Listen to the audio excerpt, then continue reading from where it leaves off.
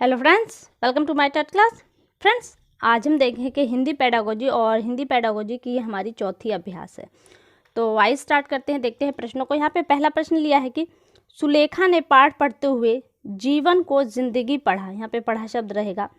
यह इस ओर संकेत करता है, यानी कि अगर सुलेखा जो बुक पढ़ रही है वो जीवन शब्द को जिंदगी पढ़ रही है तो ये किस ओर संकेत कर रहा है।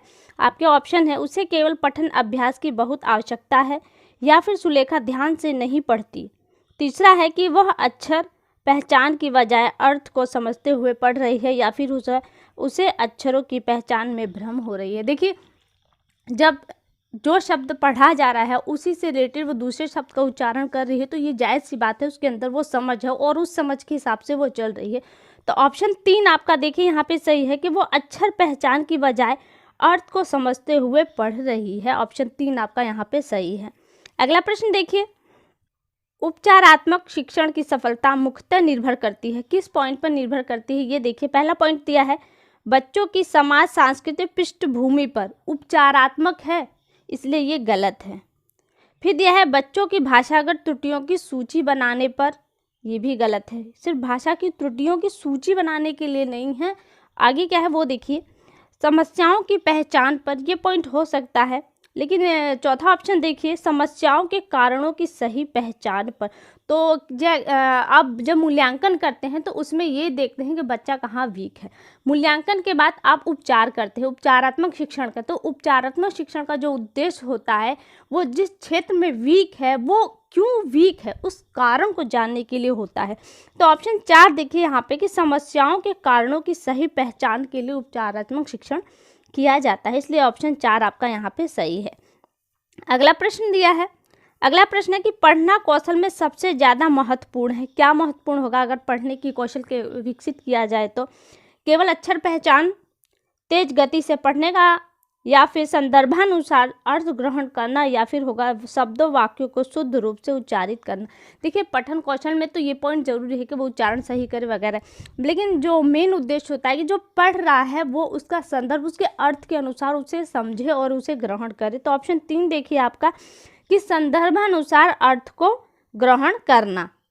अगला प्रश्न देखिए, अगला प्रश्न है यहाँ पर, भाषा शिक्षण में बालक में मौखिक कौशल के विकास के लिए फिर खाली स्थान सबसे कम महत्वपूर्ण है। अगर बालक में भाषा शिक्षण का विकास करना है, भाषा यानी मौखिक कौशल का विकास करना है, तो कौन सा पॉइंट इंपॉर्टेंट है? देखिए, आपका पहला पॉइंट दिया है बच्चों की बात को धैर्यपूर्वक सुनना, प्रश्नों के उत्तर पूछना, अपनी बात कहने का पूरा मौका देना, या फिर किसी विषय पर चर्चा करना। तो दिया है कि कम महत्वपूर्ण है कि मौखिक कौशल के, यानी कि उसके बोलने की प्रतिभा को बढ़ाना चाहते हैं, तो कौन सा पॉइंट इसमें कम महत्वपूर्ण होगा? तो कौन सा पॉइंट महत्वपूर्ण है? ये देखिए कि बच्चों को जो बच्चों की बात उनको धैर्यपूर्वक सुना जाए, तो ये एक महत्वपूर्ण पॉइंट है उसके मौखिक कौशल को बढ़ावा देने के लिए। दूसरा है कि बच्चों के जो प्रश्न के उत्तर पूछना, लेकिन प्रश्न का उत्तर जो होता है वो सीमित होता है, हो सकता है एक शब्द का हो या एक लाइन का, उसके बाद क्या होगा, बच्चा चुप हो जाएगा, तो उसमें मौखिक कौशल का विकास नहीं हो पाएगा, इसलिए ऑप्शन 2 यहाँ से आपका कटता है। तीसरा है कि अपनी बात कहने का पूरा मौका देना, यहाँ पे भी बच्चा खुलकर अभिव्यक्ति को व्यक्त करता है। और चौथा है कि किसी विषय पर चर्चा करेगा तो भी बच्चा अपने अभिव्यक्तियों को खुलकर बोलेगा और इससे मौखिक विकास होगा। तो यहाँ पे देखिए, क्रॉस आपका जो आ रहा है वो दूसरे ऑप्शन पे आ रहा है, तो ये जो कम शब्द है वो दूसरे ऑप्शन को ही इंगित कर रहा है। ऑप्शन 2 आपका यहाँ से सही होगा कि अगर भाषा शिक्षण का बालक में मौखिक कौशल का विकास करना है तो उसमें सबसे जो महत्वपूर्ण कम पॉइंट है वो आपका प्रश्नों के उत्तर पूछना होगा। अगला प्रश्न देखिए, यह है पहली और दूसरी कक्षा में भाषा शिक्षण के साथ ही कला शिक्षण को समेकित करने का उद्देश्य नहीं है। देखिए, नहीं है, क्या है, आप भाषा शिक्षण करवा रहे हैं और उसके बीच में फिर कला भी करवाना है, तो उसमें जो मेन उद्देश्य है उसका वो नहीं होगा। पहले उद्देश्य क्या है ये देखिए, बच्चों द्वारा आनंद की प्राप्ति, ये उद्देश्य है, क्योंकि कला में बच्चे इंटरेस्ट लेते हैं तो ऐसे कंडीशन में वो आनंदित होते हैं। दूसरा है बच्चों के लेखन में परिपक्वता लाना, ये ज़रूरी नहीं है। तीसरा है बच्चों की रचनात्मकता का विकास करना, ये सही है। और चौथा है चित्रों के माध्यम से अभिव्यक्ति का विकास करना, ये भी है। तो यहाँ पे देखिए, नहीं है, क्या है, बच्चों में लेखन में परिपक्वता लाना। बच्चे, ये तो है कि बच्चा कहीं ना कहीं स्थायी होगा, बट लेखन परिपक्व हो जाए ये ज़रूरी नहीं है, इसलिए ऑप्शन 2 आपका यहाँ पे सही है। अगला प्रश्न देखिए, अगला प्रश्न है कि बहुभाषिक कक्षा में बच्चों की भाषाएं, फिर आपको वो पॉइंट ढूंढना है जो इस लाइन को पूरा कर सके। संसाधन के रूप में कार्य करती हैं, शिक्षक के बेहद जटिल चुनौती है, या फिर आकलन की प्रक्रिया को बाधित करती है, या फिर होगा भाषा सीखने की प्रक्रिया को बाधित करती है।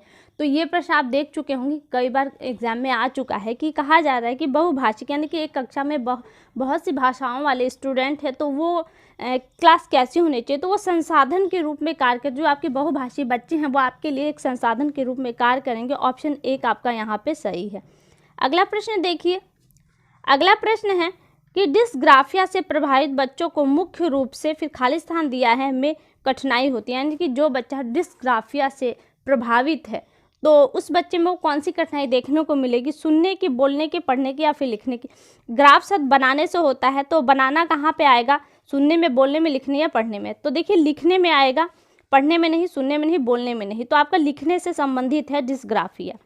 प्रश्न ऑप्शन 4 आपका यहाँ पे सही है। अगला प्रश्न देखिए, अगला प्रश्न है कि लेखन क्षमता का विकास करने के संदर्भ में आपके लिए सबसे अधिक महत्वपूर्ण है। अगर बच्चों में आप लेखन क्षमता का विकास करना चाहते हैं तो वो कौन सा इंपॉर्टेंट पॉइंट है, महत्वपूर्ण पॉइंट है। देखिए, दिए हुए बिंदुओं और निर्देशों के आधार पर निबंध लिखना, या फिर सुंदर लेखन का अभ्यास करना, और या फिर तीसरा दिया है कि मानक वर्तनी का प्रयोग करना, या फिर लास्ट ऑप्शन आपका दिया है कि सुनी या फिर पढ़ी और समझी हुई बातों को स्वाभाविक लिखित और अभिव्यक्ति।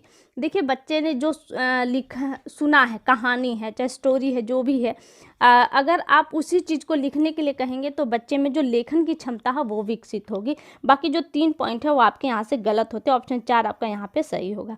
अगला प्रश्न देखिए, भाषा की कक्षा में भाषाई खेलों का आयोजन मुख्यतः क्या है, ये देखिए।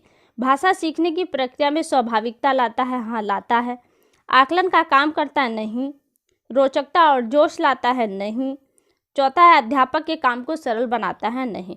तो प्रश्न के हिसाब से देखिए आपका ऑप्शन 1 सही हो रहा है कि भाषा की कक्षा में भाषाई खेलों का आयोजन मुख्यतः भाषा सीखने की प्रक्रिया में स्वाभाविकता लाता है। ऑप्शन 1 आपका सही है। आज के वीडियो का लास्ट प्रश्न, भाषा का अस्तित्व एवं विकास के बाहर नहीं हो सकता। किसके बाहर नहीं हो सकता? परिवार के बाहर नहीं हो सकता, साहित्य के बाहर, समाज के बाहर, या फिर विद्यालय के बाहर नहीं हो सकता। तो जो भाषा का अस्तित्व हो समाज के बाहर नहीं हो सकता। ऑप्शन 3 आपका यहाँ पे सही है। तो फ्रेंड्स आज के लिए केवल इतना ही। अगली वीडियो में आपसे फिर मुलाकात होगी, तब तक के लिए नमस्कार।